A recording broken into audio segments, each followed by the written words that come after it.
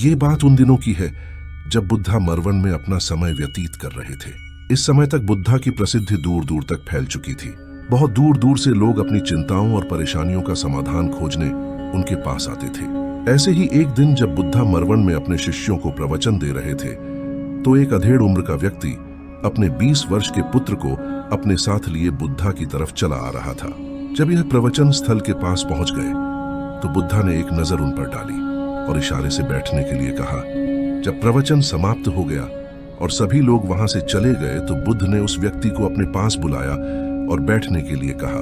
वहां चारों तरफ हरियाली छाई हुई थी, मौसम बहुत सुहाना था और तरह तरह के पक्षियों की आवाजें गूंज रही थी। ऐसा नजारा देखकर उस व्यक्ति को अंदर से असीम शांति महसूस हो रही थी।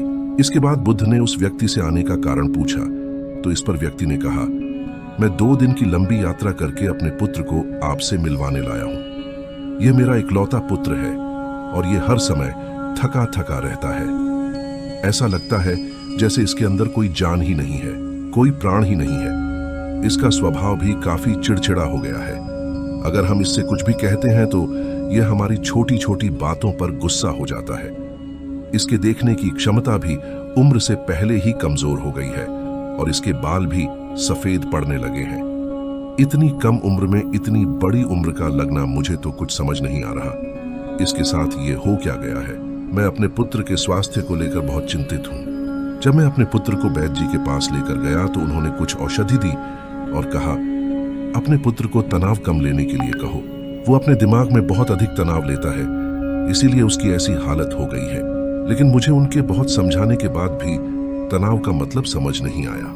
इसीलिए तथागत मैं आपके पास आया हूँ। कृपया आप मेरी समस्या का समाधान कीजिए। यह सुन बुद्ध उसके पुत्र को बड़े ध्यान से देखते हैं। उसके चेहरे को देखते हैं, उसकी आंखों को देखते हैं और फिर उसके हाथों की नब्ज को भी देखते हैं। सबसे पहले तो तुम ये समझो कि तनाव होता क्या है। जब भी कोई व्यक्ति कोई काम कर रहा होता है लेकिन उसका मन कहीं दूर भटक रहा होता है, कल्पनाओं में होता है, तो उसके शरीर और मन के बीच एक दूरी पैदा हो जाती है।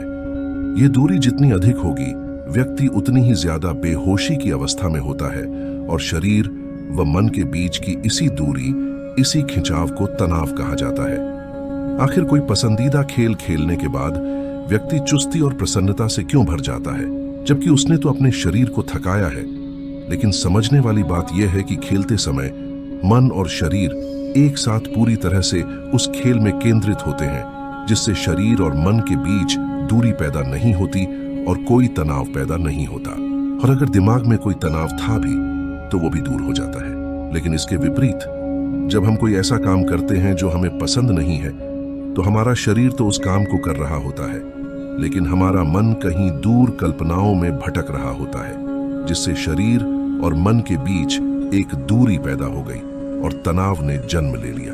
इसीलिए व्यक्ति को एक समय पर सिर्फ एक ही काम करना चाहिए और अपने तन और मन की सारी शक्ति उसी एक काम पर लगा देनी चाहिए, जिससे व्यक्ति के अंदर तनाव पैदा ही ना हो। इसके बाद बुद्ध ने कहा, तनाव पैदा होने के मुख्य 8 कारण होते हैं और जिसने इन कारणों को समझ लिया वो जीवन भर तनाव मुक्त रह सकता है। मुख्य कारणों में सबसे पहला कारण है अति महत्वाकांक्षी होना।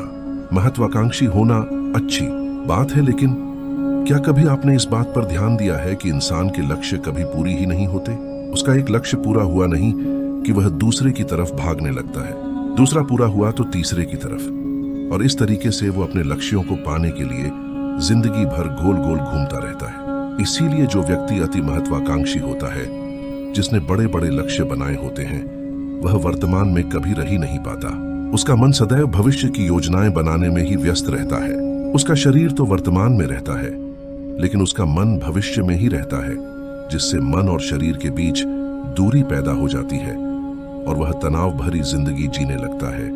बुद्ध के मुंह से यह बात सुन उस लड़के ने कहा, बुद्ध, तो फिर इसका मतलब है कि हमें लक्ष्य नहीं बनानी चाहिए, क्योंकि लक्ष्य बनाना भी तो महत्वाकांक्षा ही है।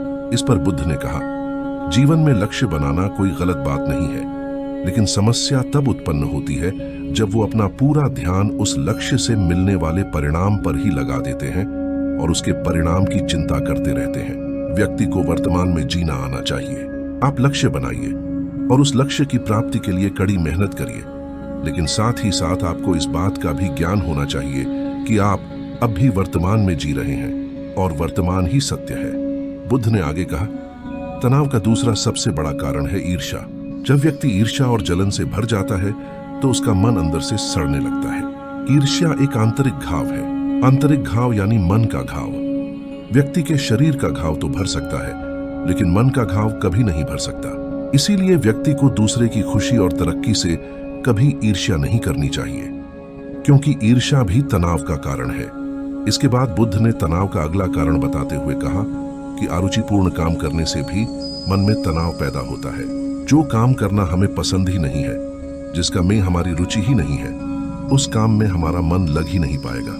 हमारा शरीर तो वही बैठा रहेगा, लेकिन हमारा मन कल्पनाओं की उड़ान भरेगा, जिससे शरीर और मन के बीच दूरी पैदा हो जाती है और व्यक्ति तनावग्रस्त हो जाता है। इसीलिए इंसान को हमेशा अपनी रुचि के अनुसार ही कार्य करनी चाहिए।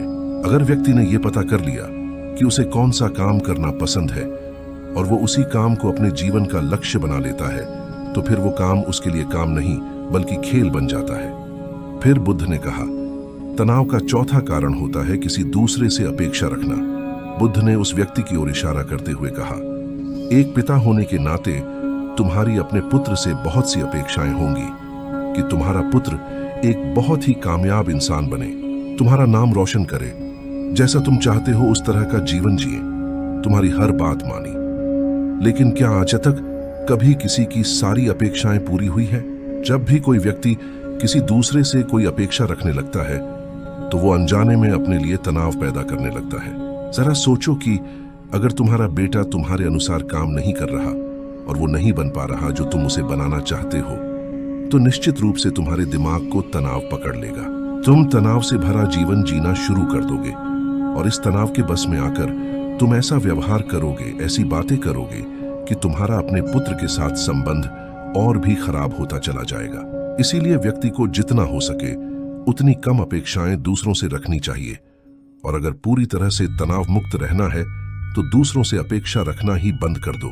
इसके बाद बुद्ध ने कहा कि शारीरिक कष्ट भी इंसान के तनाव का एक कारण होता है। जब व्यक्ति किसी शारीरिक पीड़ा से गुजर रहा होता है तो उसका पूरा ध्यान बस अपने उस शारीरिक दर्द पर होता है और वो पूरे दिन बस उसी के बारे में सोचता रहता है, जिससे उसका मन दुख के विचारों से भर जाता है और ऐसी स्थिति में व्यक्ति तनावग्रस्त रहने लगता है। यह सुन उस व्यक्ति ने कहा कि हे बुद्ध, शारीरिक दुख तो किसी भी व्यक्ति को हो सकता है, तो फिर क्या हुआ? व्यक्ति जीवन भर तनाव में ही जिएगा। इसका जवाब देते हुए बुद्ध ने कहा कि इंसान को यह बात समझनी चाहिए कि हमारा जीवन दुखों का आधार है। जैसे जैसे हमारा जीवन आगे बढ़ता है, इसमें दुख आते हैं, बीमारियां आती है और फिर अंत में मृत्यु भी आती है। तो बीमारियां इंसान के जीवन का अभिन्न अंग है, कोई इनसे बच नहीं सकता। बस किसी किसी के जीवन में ये समय से पहले आ जाती है तो किसी को बाद में, पर आती सबको है। जब इंसान का मन इस बात को अच्छे से समझ लेगा तो फिर वह अपनी बीमारी के बारे में सोच सोच कर ज्यादा तनाव नहीं लेगा, क्योंकि यह हमारे जीवन का अभिन्न हिस्सा है और इसके लिए व्यक्ति को शारीरिक रूप से भी अभ्यास करते रहना चाहिए। अपने जीवन में व्यायाम और स्वस्थ जीवन शैली को भी जगह देनी चाहिए ताकि उसका शरीर लंबे समय तक निरोगी रहकर सही से काम कर सके। तनाव का अगला कारण होता है अपनी योजनाओं को समझने के लिए समय न देना।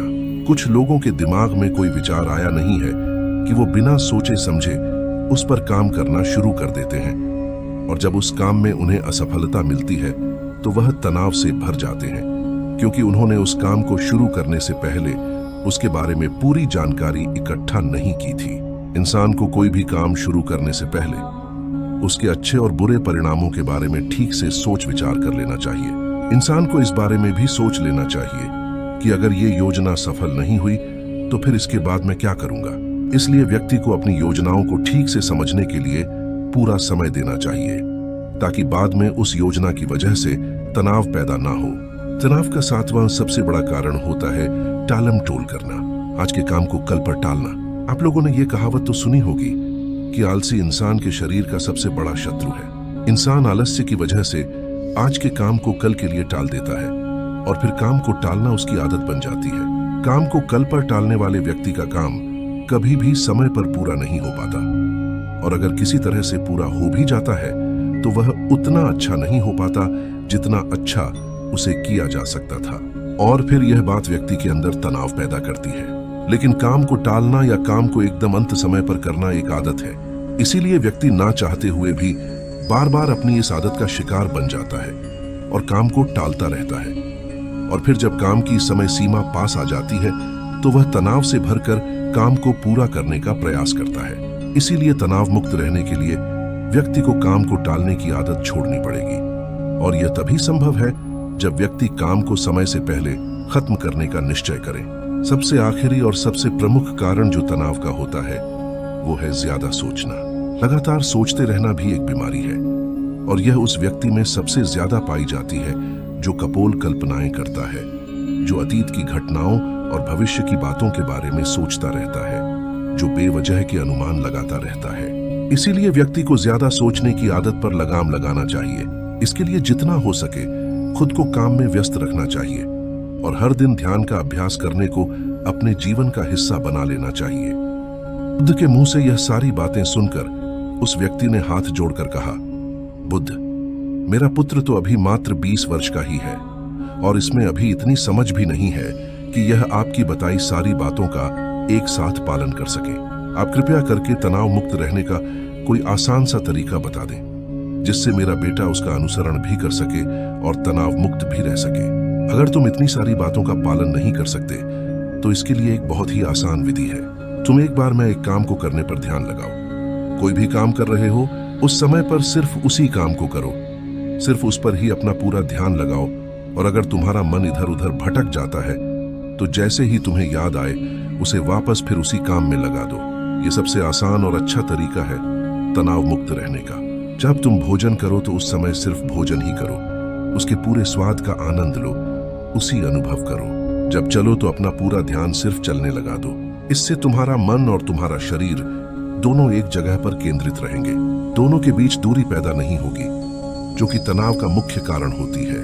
दोस्तों, आज की युवा पीढ़ी एक ही समय पर 2-2, 3-3 काम करने के आदी हो चुकी है, जैसे फोन पर बात करते हुए गाड़ी चलाना, खाना खाते हुए टीवी देखना या फोन चलाना।